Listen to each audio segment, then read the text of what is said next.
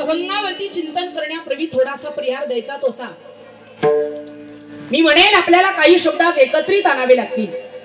किंबहुना ओघाओघाने ते शब्द आपल्या सर्वांच्या मध्ये एकत्रित येतील आपल्या सर्वांच्या सुपरिचित असणारे परंतु गेल्या एका वर्षापासून आपल्यामध्ये नसणारे स्वर्गीय सीताराम तात्याबा सिनरकर यांना आपल्यातून जाऊन 1 वर्ष पूर्ण झालं आणि मग त्यांच्या पितृ ऋणातून आपण मुक्त व्हावं याच्याकरता पाठीमागच्या मंडळीनं केलेलं अन्नदान गोदान ब्राह्मण दान करण्याची आपली प्रथा म्हणूनच आजचं ज्ञानदान म्हणजे आजचं कीर्तन विठ्ठल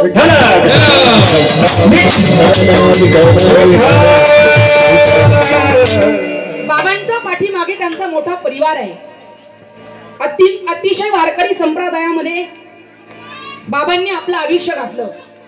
अखंड वारी केली आणि भगवंताचं नामचिंतन करत असताना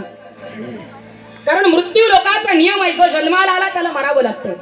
म्हणूनच या नियमाप्रमाणे बाबांना सुद्धा आपल्यातून जावं लागलं त्यांच्या पाठीमागे त्यांचा मोठा परिवार आहे या ठिकाणी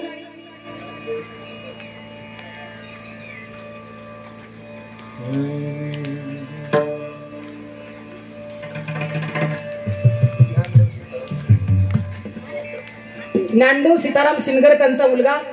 तसेच बबन सीताराम सिनरकर त्यांचा दुसरा मुलगा तसेच आदरणीय सौ शांताबाई जिजाबापू जगताप त्यांची मुलगी तसेच सौ इंदाबाई नवनाथ आळेकर त्यांची मुलगी असा संपूर्ण